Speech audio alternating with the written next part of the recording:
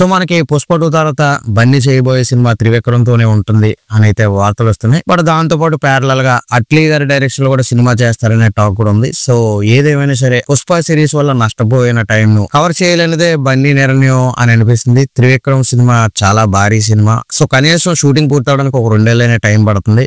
And మూవీని కూడా 1000 కోట్లు పైగా బడ్జెట్ తో నిర్మిస్తున్నారనే టాక్ వస్తుంది. సో సినిమా అయితే యాక్చువల్ గా 2 ఏళ్ళు టైం పడుతుందని చెప్తున్నారు కానీ బట్ ఇంకా ఎక్కువ టైం తీసుకున్నా సరే మనం ఆశ్చర్యపడట్లేదు. సో ఈ త్రివిక్రమ్ సినిమా ఏదైతే ఉందో ఆ సినిమాను ఒక పెద్ద షెడ్యూల్ మే లేదా జూన్ లో పూర్తి చేసి అట్లీ సినిమా మీదకు బన్నీ వెళ్తారని ఇప్పటికే ఒక టాక్ అయితే ఉంది. కానీ లేటెస్ట్ డెవలప్మెంట్ వేరేగా ఉందని చెప్తున్నారు. సో ఫస్ట్ అట్లీ సినిమాని మొదలు పెట్టేసి వీలైనంత త్వరగా పూర్తి చేయాలని బన్నీ ఆలోచిస్తున్నట్లు చెప్తున్నారు. సో బన్నీ కూడా తన ఆలోచన ఏ విధంగా ఉందనేది మొన్న పుష్ప 2 ఫంక్షన్ ఏదైతే ఉందో దాని తర్వాత జరిగిన పార్టీలో కొందరితో పంచుకున్నట్లు చెప్తున్నారు. విశేషం ఏంటంటే ఈ ఫంక్షన్ జరగడానికి ఒక రోజు ముందే అట్లీ టీం కి చెందిన ఓ కీలకమైన వ్యక్తి వచ్చి బన్నీని కలిసి వెళ్ళినట్టు వార్తలు అయితే వస్తున్నాయి. అలాగే అట్లీ సినిమా స్టార్ట్ చేస్తే కనీసం 2026 సమ్మర్ లో రిలీజ్ చేయొచ్చు. అలా కాకుండా Trivikram cinema Atlee cinema 2 parallel గా చేస్తే అట్లీ సినిమాని మాత్రం 2026 డిసెంబర్ ఆ టైం కానీ విడుదల చేయలేరు అనమాట. సో పైగా త్రివిక్రమ్ సినిమాకు ప్రీ ప్రొడక్షన్ వర్క్ కూడా చాలా ఉందన్నమాట. అందువల్ల 2 సినిమాలు ఒకేసారి ప్యారలల్ గా చేయకుండా అట్లీ సినిమాని మాక్సిమం పూర్తి చేసేసి తర్వాత త్రివిక్రమ్ సినిమా మీద బన్నీ వెళ్తారు అనే టాక్ అయితే అనిపిస్తుంది.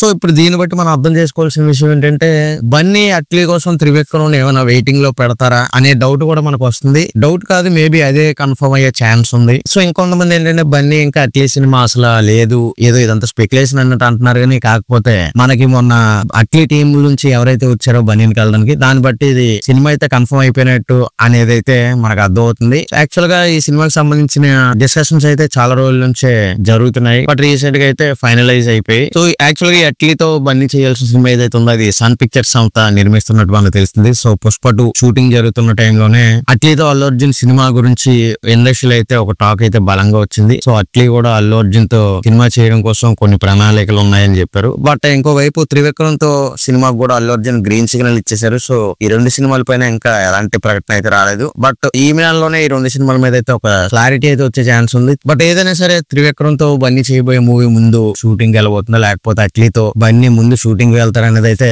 ఇప్పటికే ఒక క్లారిటీ లేదనే చెప్పాలి. ఇక అల్లు అర్జున్ త్రివిక్రమ్ తో చేయబోయే సినిమా బ్యాక్ డ్రాప్ విషయానికి వస్తే మనకి అది మైథాలజీ, నెక్స్ట్ ఫిక్షన్, రాముడికి సంబంధించిన ఒక బ్యాక్ డ్రాప్ ఉంటుంది. ఇలాంటివన్నీ కూడా చెప్తున్నారు.